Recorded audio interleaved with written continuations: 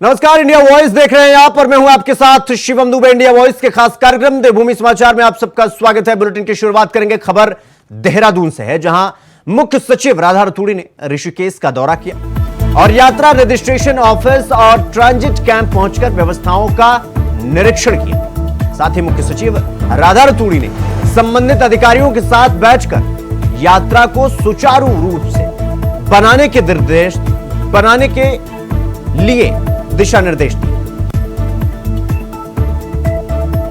पहली बात तो ये कहना कि व्यवस्था नहीं हो पा रही है, मैं इससे सहमत हूँ, क्योंकि लगभग कितने लाख हो गए, 12,27,000 श्रद्धालुओं ने पिछले कितने दिन में 10-15 दिन में अगर 4 धाम में 12 लाख से अधिक श्रद्धालुओं ने दर्शन किए और उसमें से अगर आप उनकी बातें सुने तो ज्यादातर श्रद्धालु बहुत संतुष्ट और प्रसन्न होके गए।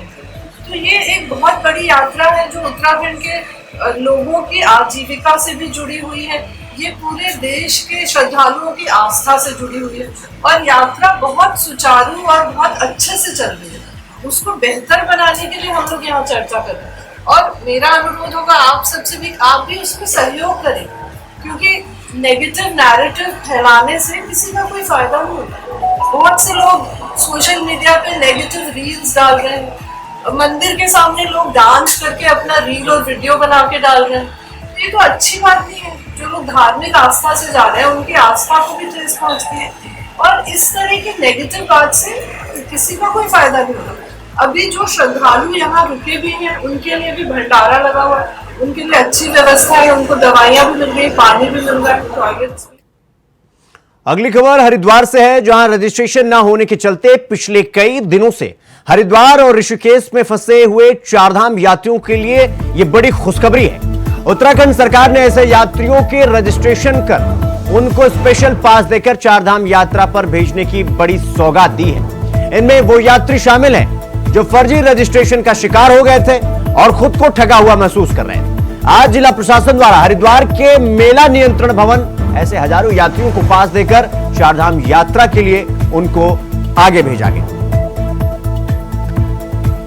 जो ऐसे तीर्थयात्री जो 4-5 दिनों से यहाँ पे फंसे हुए थे और किसी कारणवश वो अपना ऑनलाइन रजिस्ट्रेशन नहीं कर पाए थे और यहाँ पे हरिद्वार में काफ़ी दिनों से रुके हुए थे, ऐसे तीर्थयात्रियों को यात्रा कराने के लिए, चारधाम यात्रा में दर्शन कराने के लिए माननीय मुख्यमंत्री जी द्वारा स्पेशल दिशा निर्देश दिए हैं कि ऐसे यात्रियों को जो वाकई में किसी न किसी कारणवश अपना ऑनलाइन रजिस्ट्रेशन नहीं कर पाए हैं उनको ऑफलाइन हम लोग सुविधाएं दें। तो पिछले 4-5 दिनों से लगातार 2-2 हज़ार यात्रियों को जो 3-4 दिनों से यहाँ पे फंसे हुए हैं उनको ऑफलाइन हम लोग पास इशू करा रहे हैं और साथ में ट्रिप कार्ड वगैरह भी इशू करा रहे हैं। तो वहीं चारधाम यात्रा में बड़ी संख्या में श्रद्धालु उत्तराखंड पहुंच रहे हैं और स्कूलों की छुट्टियों के चलते जून में यह आंकड़ा और भी तेजी से बढ़ने वाला है। स्वास्थ्य विभाग ने यात्रियों की संख्या को बढ़ता हुआ देखकर पिछले साल की तुलना में स्क्रीनिंग केंद्र की संख्या बढ़ा दी। साथ ही श्रद्धालुओं के स्वास्थ्य को ध्यान में रखते हुए यात्रा मार्ग में कई जगह पर हेल्थ एटीएम भी लगाए हैं। इस साल 10 मई से यात्रा शुरू हुई और चारधाम यात्रा में 27 मई तक जितनी संख्या में श्रद्धालु उत्तराखंड पहुंचे हैं, इसमें जून के महीने में और भी ज्यादा बढ़ोतरी होने की उम्मीद है। बढ़ती संख्या को देखते हुए उत्तराखंड स्वास्थ्य विभाग ने श्रद्धालुओं की सहूलियत के लिए पिछले साल लगाए गए 50 स्क्रीनिंग पॉइंट के साथ 12 स्क्रीनिंग सेंटर भी बनाए हैं, जहां श्रद्धालुओं की स्क्रीनिंग की जा रही है। इसके अलावा यात्रा मार्ग में जगह जगह हेल्थ एटीएम भी लगाए गए। देखिए, जैसे हम लोग पहले भी कहते आ रहे हैं, हमने जो है इस बार स्क्रीनिंग सेंटर्स भी हमने बढ़ा दिए हैं पिछले बार के कंपैरिजन में। लेकिन जैसे पिछली बार हमारे पास 50 स्क्रीनिंग पॉइंट्स थे, लेकिन इस बार हमने 50 स्क्रीनिंग पॉइंट के अलावा 12 स्क्रीनिंग सेंटर्स भी हमने इस बार हमने रखा है, जहाँ पे डॉक्टर्स और पैरामेडिक्स जो हैं लगातार यात्रियों की हम जो है स्क्रीनिंग कर रहे हैं। और चारधाम रूट में जितने भी हेल्थ फैसिलिटीज़ हैं सभी जगह जो है हेल्थ एटीएम्स भी लगे हैं, जहां यात्री स्वयं जाके अपना टेम्परेचर, ब्लड प्रेशर, पल्स इत्यादि जो बेसिक पैरामीटर्स हैं वो जान सकता है। रुक करेंगे अगली खबर की ओर। अगली खबर देहरादून से है, जहां चारधाम यात्रा को शुरू हुए 16 दिन बीत चुके हैं और सरकार चारधाम यात्रा में आ रहे श्रद्धालुओं के दर्शन में किसी प्रकार की कोई परेशानी ना हो, इसके लिए व्यवस्थाओं को चाक चौबंद करने का दावा कर रही थी। लेकिन श्रद्धालुओं की बढ़ती भीड़ के कारण समय समय पर सरकार को पंजीकरण रोकना पड़ रहा है, जिस वजह से कांग्रेस सरकार पर चारधाम में अव्यवस्था को लेकर प्रश्न खड़े कर रही है। कांग्रेस लगातार कांग्रेस प्रदेश अध्यक्ष करण महारा का यह कहना है कि चारधाम यात्रा में राज्य सरकार विफल हो गई, इसलिए केंद्र सरकार की निगरानी में यह यात्रा चल रही है और सरकार को पंजीकरण व्यवस्था को सही करने की जरूरत है। साथ ही उन्होंने यह भी बताया कि यहां से कई श्रद्धालु बिना दर्शन किए हुए लौट जा रहे हैं। यह उत्तराखंड के लिए सही बात नहीं है। सरकार सिर्फ बातें बना रही है, धरातल पर काम करती हुई नहीं दिख रही। के साथ साथ यात्राओं की ओर लोगों का रुझान भी बढ़ा है, लेकिन दुर्भाग्य है कि सरकार हर साल के फेलियर के बाद भी उस ओर को ध्यान नहीं दे रही। पिछले बार दोनों मंत्री गायब थे, हेल्थ मिनिस्टर गायब थे, टूरिज्म मिनिस्टर, तीर्थाटन मिनिस्टर गायब थे और इस बार भी बहुत देर से आए हैं। रजिस्ट्रेशन की जहाँ तक बात है, उसके लिए आपको फर्म निर्देश देने पड़ेंगे और ये 2-3 साल में व्यवस्थित भी हो जाएगा, लेकिन एक बार आदत तो डालें आप, जिससे पूरे भारत में, पूरे विश्व में उत्तराखंड की छवि बनी है चारधाम यात्रा से। आपने इतना मिसमैनेजमेंट किया कि बाहर से राज्यों से लोग आकर गालियां देकर वापस जा रहे हैं। कई लोग ऐसे हैं जिनको 15-15 दिन एक ही जगह पर रुकना पड़ रहा है और जितना पैसा वो यात्रा के लिए आए हैं वो खत्म हो जा रहा है। तो ये दुर्भाग्यपूर्ण है। आप कैसे इनको व्यवस्थित करेंगे, कैसे पूंजीपति और जो कम साधन वाला है उसमें आप बैलेंस कैसे बनाएंगे, इन सब चीज़ों की ओर को ध्यान देने की आवश्यकता है। सरकार और प्रशासन दिखाई नहीं दे रहा है। पुलिस की कहीं कहीं पर चौकी है, लेकिन बीच में कुछ पीआरडी के जवान दिखाई देते हैं। पूरी यात्रा में अव्यवस्था है, पानी की दिक्कतें हैं, खाने की दिक्कतें हैं और जिस तरीके से भयानक स्थिति बनी है और जिस तरीके से दूसरे राज्यों के लोग सरकार के खिलाफ वीडियोज डाल रहे हैं वो चिंताजनक है। इससे हमारे पूरे उत्तराखंड की छवि खराब हो रही है। सरकार को ठोस कदम उठाने चाहिए और ये बड़े अफसोसजनक है कि होम मिनिस्ट्री इसको देख रही है दिल्ली से और राज्य सरकार का कहीं भी कुछ भी दिखाई इसमें नहीं दे रहा, जो अपने आप में बहुत ही अफसोसजनक पहलू है। तो वहीं उत्तराखंड चारधाम यात्रा में इस साल यात्रियों की रिकॉर्ड संख्या ने पिछले सभी रिकॉर्ड को तोड़कर रख दिया है। साथ ही बढ़ती यात्रियों की संख्या और साथ साथ मौत का आंकड़ा भी साथ ही साथ यानी तेजी से बढ़ रहा है। आपको बता दें कि 10 मई से शुरू हुई यात्रा में अब तक 61 श्रद्धालुओं की मौत हो गई। हालांकि साल 2023 में चारधाम यात्रा के दौरान भी करीब 250 श्रद्धालुओं की मौत हुई। साल 2023 के डेथ रेशियो की बात कर ली जाए तो 4.5 प्रति लाख था, यानी 1 लाख में 4 से 5 लोगों की मौत हो जाती। साल 2022 में ये डेथ रेशियो बढ़ा और 7.5 यानी 7 से 8 लाख लोग 1 लाख में इस यात्रा के दौरान मर जाते हैं। इस तरह देखा जाए तो हर साल चारधाम यात्रा में मरने वाला ये आंकड़ा, श्रद्धालुओं का ये आंकड़ा अब कम हो रहा है। वहीं स्वास्थ्य महानिदेशक डॉक्टर विनीता शाह का यह कहना है कि बढ़ते मौत के आंकड़े पर स्वास्थ्य विभाग की पूरी नजर बनी हुई है। कोशिश की जा रही है कि इस आंकड़ों को बढ़ने से रोका जाए। रेशियो पे हमारी पूरी नजर है। 2022 में जो 7.5 पर लाख था, वो हमने जो 23 में देखा है वो 4.5 पर लाख है, क्योंकि यात्रीगण बढ़े हुए हैं लेकिन डेथ की रेट कम हुई है। अभी भी पूरा हमारा इस पर नज़र है और इसको कम करने के हम पूरे प्रयास कर रहे हैं।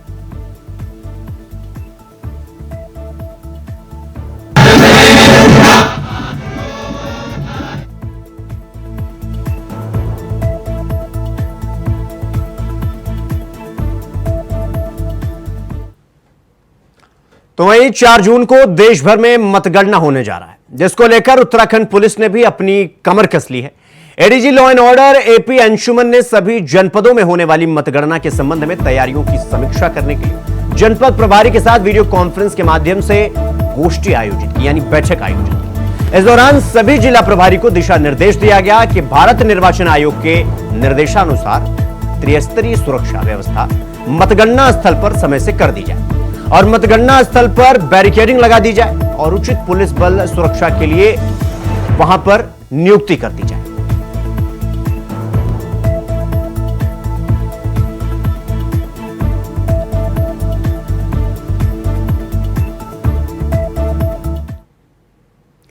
रुक करेंगे अगली खबर की ओर। लोकसभा चुनाव के नतीजे 4 जून को आएंगे। काउंटिंग की तैयारी को लेकर एक तरफ जहां निर्वाचन आयोग अपनी तैयारियों को अंतिम रूप देने में लगा हुआ है, तो वहीं दूसरी ओर भारतीय जनता पार्टी और कांग्रेस ने भी मतगणना से जुड़ी अपनी तैयारी तेज कर दी। भारतीय जनता पार्टी के प्रदेश मीडिया प्रभारी मनवीर चौहान ने यह कहा कि इस बार उत्तराखंड में 5 लोकसभा सीटों को भाजपा बड़ी बहुमत के साथ जीतने जा रही है। उन्होंने बताया कि जिला स्तर, विधानसभा स्तर, मंडल स्तर और लोकसभा स्तर पर कार्यकर्ताओं को मतगणना अभिकर्ता के रूप में मतगणना केंद्रों में भेजा जाएगा। और दूसरी ओर कांग्रेस ने भी मतगणना से भी जुड़ी अपनी पूरी तैयारियां तेज कर दी है। कांग्रेस के प्रदेश उपाध्यक्ष मथुरा दत्त जोशी ने यह बताया कि कांग्रेस प्रदेश अध्यक्ष करण माहरा ने 5 लोकसभा सीट के उम्मीदवार और जिला अध्यक्षों को पत्र लिखा है कि 30 मई को जो भी पोलिंग एजेंट हैं उनका प्रशिक्षण किया जाए।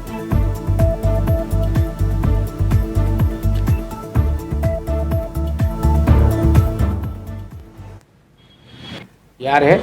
माननीय अध्यक्ष जी ने सारे हमारे 5 के 5 जो उम्मीदवार हैं उनसे भी चर्चा की है, उनको पत्र भी लिखा है और जिला अध्यक्षों को पत्र लिखा है कि 30 तारीख को जो भी हमारे पोलिंग एजेंट हैं उनका प्रशिक्षण कराया जाए। मतगणना में हम क्योंकि नई नई टेक्नोलॉजी आ रही है, नई नई बातें सामने आ रही हैं, तमाम तरीके की बातें आ रही हैं और फार्म 17C लेके भी लोग बाग जाएंगे जो पोलिंग एजेंट हों, काउंटिंग एजेंट होंगे। तो इसके लिए हमने 30 तारीख का दिन नियत किया है और सबसे बात हो रही है और 30 तारीख को हम पोलिंग एजेंट का प्रशिक्षण कराएंगे। निश्चित रूप से 5 लोकसभा सीटों को भारतीय जनता पार्टी प्रचंड बहुमत के साथ जीतने जा रही है और उसको लेकर के मतगणना की तैयारियां भारतीय जनता पार्टी की ओर से पूरी की जा रही हैं। हमारी जिला स्तर पर, मंडल स्तर पर, विधानसभा स्तर पर और लोकसभा स्तर पर अलग अलग स्तर पर कार्यकर्ताओं को मतगणना अभिकर्ता के रूप में वहां पर मतगणना केंद्र में भेजा जाएगा। और निश्चित रूप से जो 4 जून होगा उस दिन तीसरी बार प्रधानमंत्री नरेंद्र भाई मोदी जी के लिए पूरे देश के अंदर प्रचंड बहुमत मिलने वाला है और आदरणीय प्रधानमंत्री तीसरी बार प्रधानमंत्री बनने वाले हैं। बुलेटिन में रुकेंगे एक छोटे से ब्रेक के लिए। खबरों का सिलसिला जारी है, फौरन लौट रहे हैं। ब्रेक के बाद एक बार फिर आप सबका स्वागत है। मेरे साथ उत्तराखंड के मुख्यमंत्री पुष्कर सिंह धामी जालंधर से लाइव आ रहे हैं। क्या कुछ कह रहे हैं मुख्यमंत्री, सुनवाते हैं आपको। तीसरी बार प्रधानमंत्री बनाने के लिए आप सबका समर्थन मांगने के लिए आया, आप सबसे 2 बात करने भी आया और पूरे देश के अंदर मैं अनेक स्थानों पर इस चुनाव अभियान के दौरान मुझे जाने का अवसर मिला है और पूरे देश में जाने के बाद मैं कह सकता हूं कि पूरे देश के लोगों ने मोदी जी को तीसरी बार देश का प्रधानमंत्री बनाने का मन बना और 6 चरण का मतदान हो चुका है। 6 चरण में हर जगह लोगों में एक वेव दिखाई दी, हर जगह पूरा पश्चिम, उत्तर, दक्षिण के राज्यों में भी गया, उत्तर में महिलाओं में, बुजुर्गों में, और यहाँ तो तापमान अब बढ़ा है। अप्रैल के माह में ही हम जब दक्षिण के राज्यों में गए 45-46 डिग्री तापमान में हजारों की संख्या में लोग वहाँ आगे आ रहे हैं। अनेक रोड शो के कार्यक्रमों में, अनेक रैलियों में मैंने प्रतिभाग किया। तो मैं आज पिछले नामांकन की जब यहाँ प्रक्रिया हो रही थी, मैं नामांकन की प्रक्रिया में आनंदपुर साहब के नामांकन में आया था और शाम के समय मैं चंडीगढ़ में एक अन्य कार्यक्रम में मैंने भाग लिया था और मैं देख रहा हूं कि उस नामांकन की प्रक्रिया से लेकर आज तक लगातार यहाँ के लोगों का जुड़ाव भारतीय जनता पार्टी के साथ और मोदी जी के साथ लगातार एक बड़ा समर्थन आप लोगों ने देखा होगा। आदरणीय प्रधानमंत्री जी यहाँ पर उन्होंने 3 बड़ी रैलियां करी हैं, तीनों बड़ी रैलियों में लोग आए। भाई बहनों, क्योंकि ये पंजाब ये हमारे बहुत ही सिख धर्मगुरुओं की भूमि है और उन्होंने पूरे देश दुनिया में एक संदेश देने का काम किया है, धर्म की रक्षा के लिए, राष्ट्र की रक्षा के लिए, संस्कृति के लिए कभी झुकना स्वीकार नहीं करता। रुक करेंगे खबरों की ओर। मसूरी वन प्रभाग कार्यालय में मसूरी के आसपास के लैंडस्लाइड और डिग्री डेट एरिया के उपचार के लिए राष्ट्रीय हरित प्राधिकरण नई दिल्ली ने कई विभागों के साथ बैठक की और बैठक में कार्य योजना पर विचार किया है। तो वहीं टीम ने निचले इलाकों का निरीक्षण किया, जिसको लेकर टीम द्वारा संयुक्त रूप से रिपोर्ट तैयार की जाएगी और भू धसाव के रोकथाम के लिए किए जाने वाले ट्रीटमेंट और पौधा रोपण भी किया जाएगा। तो वन प्रभाग कार्यालय में यह बैठक हुई है और लैंडस्लाइड और डिग्रेडेड एरिया का निरीक्षण किया। एनजीटी टीम ने बैठक में यह निर्देश दिया है। पेपर में आया था और लोगों ने भी देखा था कि कोहिनूर बिल्डिंग के सामने मसूर में कुछ भू धसाव हो रहा है, जिसके संबंध में ये खबर आई थी कि जोशीमठ में के आधार पर मसूर में भी ये स्थिति न पैदा हो जाए। इसका एनजीटी ने संज्ञान लिया और जिलाधिकारी महोदय द्वारा कई संबंधित विभागों की एक बैठक प्रभागीय वनाधिकारी कार्यालय में रखी गई थी, जिसमें देहरादून से एडीएम साहब उपस्थित थे, एसडीएम मसूरी उपस्थित थे और कई विभाग थे, उसके भू वैज्ञानिक के थे, खनन विभाग के थे, लोक निर्माण विभाग, नगर पालिका मसूरी, तो सभी लोगों के द्वारा वहाँ पे बैठक आयोजित हुई और उसमें देखा गया कि मसूरी नगर पालिका क्षेत्र अंतर्गत कहाँ भू कटाव हो रहा, कहाँ भूक्षरण हो रहा, जहाँ भूक्षरण हो रहा है तो उन जगहों को चिन्हित करवाया गया और इस समय फील्ड विजिट उन्हीं स्थानों पे की गई जहाँ एक जगह है। अगली खबर रुड़की से है, जहां सोलानी पार्क के पास गंग नहर में एक महिला डूब गई।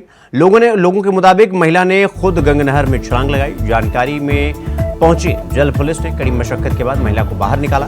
गंभीर हालत में महिला को सिविल अस्पताल ले जाया गया, जहां इलाज चल रहा है।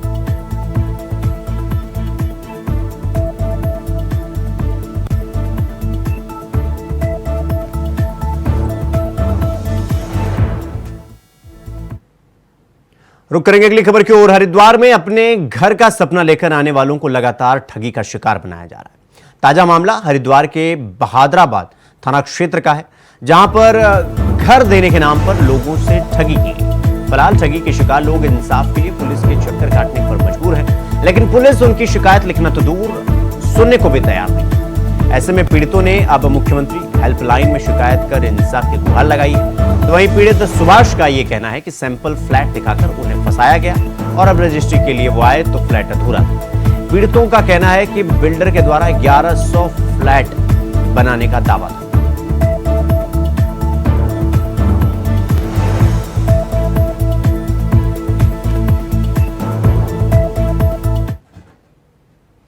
अगली खबर हल्द्वानी से है, जहां गर्मी बढ़ते ही पानी की बूंद बूंद को लेकर हाहाकार मच गया है।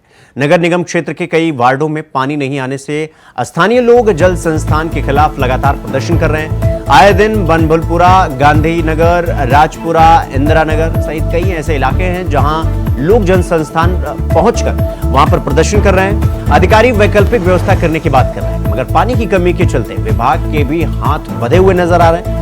तो वहीं लोगों का यह आरोप भी है कि कई जगह ट्यूबवेल खराब है और पेयजल टैंकरों से भी पेयजल की आपूर्ति नहीं हो पा रही, लिहाजा लोग दूर दराज से पानी लाने पर मजबूर हैं। जल संस्थान के अधिशासी अभियंता का यह कहना है कि हल्द्वानी शहर में 82 MLD पेयजल की खपत है, जिसकी टैंकरों से आपूर्ति की जा रही है। नलकूप के माध्यम से और साथ ही जो हमारा ये फिल्टर प्लांट से गोला वाला पेयजल पानी आता है, उससे पेयजल उपलब्ध करा रहे हैं।